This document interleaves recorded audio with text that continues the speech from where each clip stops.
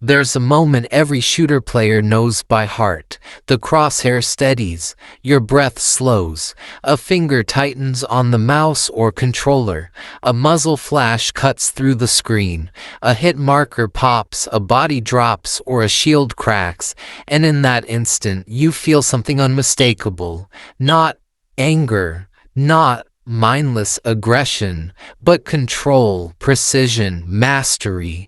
Whether it's a sniper round cutting through dust on Battlefield, a clean headshot in Call of Duty, breaking shields in Fortnite, or melting a tank in Overwatch 2, that single mechanical action, aiming and firing, carries a weight that millions of players never tire of. So the question isn't just why are shooters popular, it's deeper. Why does shooting feel so good? And no, the answer isn't violence. It's not desensitization or moral decay or whatever headline panic gets thrown around whenever someone sees pixels and assumes the worst. The real answer is far more human, far more emotional, and far more mechanical than most people realize. The trigger is older than the first gun. The moment you aim and fire in a shooter isn't about a gun, it's about the process. It's rhythm, timing, prediction, and execution. Early digital soldiers in Battlefield weren't just firing weapons, they were learning bullet drop, wind arcs, and long-range timing. That first sniper shot across Wake Island wasn't thrilling because it mimicked war. It was thrilling because it rewarded understanding, patience, and precision. Call of Duty changed the game differently. Fast time to kill, snap reflexes, hit markers, kill streaks. Every trigger pull came with immediate feedback. A white flash indicator, a sound cue, a death animation, a streak announcement. COD trained a generation of players to chase speed and efficiency. You see the target, you react instantly. And the game confirms your success. And then came Fortnite, which didn't invent shooting. It reinvented its purpose. Suddenly, pulling the trigger wasn't about realism or military fantasy. It became colorful chaos, creativity, mobility, momentum. The trigger pull wasn't just destruction, it was expression. Shoot, build, jump, reposition. It turned aiming into a dance. Meanwhile, Overwatch 2 pushed shooting into the world of ability play. Precision merged with cooldowns, team synergy, timing windows, movement tech, hero counters. It isn't just point and shoot, it's plan, execute, coordinate, adapt. Each game uses the trigger differently, yet all four tap into the same primal creative loop. See, predict, aim, execute, reward. What looks violent from the outside is actually rhythm. What sounds aggressive is actually strategy. What feels chaotic is actually mastery. Why feedback is everything. When you fire a weapon in a shooter, several systems work together to create satisfaction. The sound pop of the shot, the hit marker or visual confirmation, the enemy reaction animation, the controller vibration or mouse click feel, the health bar break or shield crack, the scoreboard acknowledgement, the kill feed message. This isn't about damage or death, it's about response. A single perfect sniper shot in Battlefield 1 across Sinai Desert feels like art, a payoff to reading wind, movement, and distance. A perfectly timed slide cancel into a flick headshot in modern warfare feels like an athletic achievement. Breaking full shields in Fortnite feels like cracking armor in real life. A satisfying snap of progress.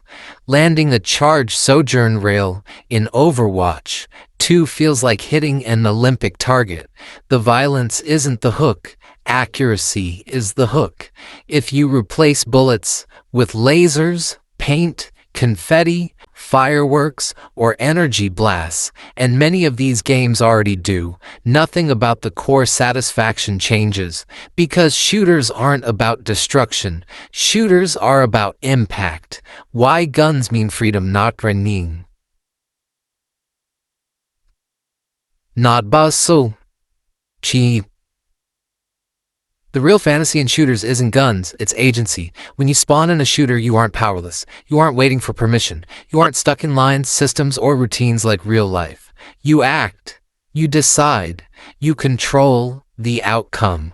A sniper tower in Battlefield means dominance over space. A UAV in Call of Duty means information power. High ground in Fortnite means strategic advantage and creative mobility. And ult in Overwatch means potential, timing, and momentum. Shooting isn't about taking life, it's about taking control. And in a world full of uncertainty, responsibility, deadlines, pressure, and limitation, games give us clarity and action.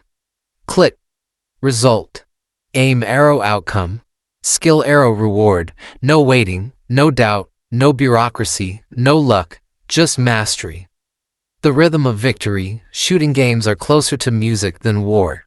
Think about it. Battlefield equals orchestral chaos, long notes of patience, sudden cymbal crashes of explosions. Call of Duty equals staccato bursts, tight percussion, rapid tempo. Fortnite equals syncopated movement rhythm, jump timing, crack shot moments. Overwatch 2 equals tactical crescendos, cooldown pulses, coordinated harmony of abilities. You're not pulling a trigger, you're hitting a beat, and when the timing is right, your brain celebrates. Dopamine, focus, reward cycle complete. Your brain doesn't say, I hurt someone. It says, I hit the timing. I solved the moment. I succeeded. Shooting in games isn't violence, it's percussion. Why people get this wrong. From the outside, a shooter looks like chaos and aggression, but from the inside, it feels like chess, boxing, drumming, sprinting, and art all merged into one interactive moment. Every Battlefield sniper waits patiently before releasing a perfect shot. Every Call of Duty sweats, slides, jumps, reacts, and wins on razor-thin timing. Every Fortnite player builds, edits, repositions, and executes like digital parkour artists. Every Overwatch 2 player learns synergy, timing, and reads the battlefield like a grandmaster, strategist. These aren't power fantasies, they're precision fantasies. People don't love shooters because they simulate killing. They love shooters because they simulate mastery in a world that rarely offers it. In the end, it's not about guns. Strip away the bullets, uniforms, sounds, history, and surface-level imagery, and what remains is reaction satisfaction, timing execution, spatial awareness, strategy, rhythm, competition mastery, and the thrill of control. Battlefield gives us scale and tension. Call of Duty gives us reflex and speed. Fortnite gives us chaos and creativity. Overwatch 2 gives us teamwork and timing, all rooted in one simple truth: pulling the trigger isn't about ending something, it's about achieving something. That moment when everything aligns, your nerves steady, your senses sharpen, your hands obey instinct instead of hesitation. That's not violence. That's clarity. That's confidence. That's human.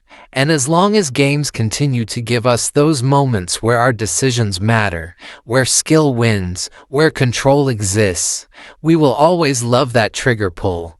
Not because we want to destroy us, but because we want to master.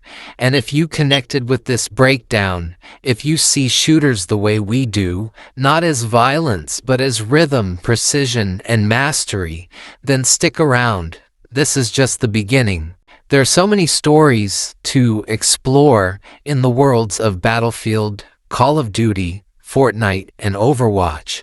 So if you want more deep dives into the mechanics, psychology, and soul of action gaming, make sure to hit that like button, subscribe, and join the community here on Action with Matt. Thanks for watching. Alastabi Shirbi Frushu.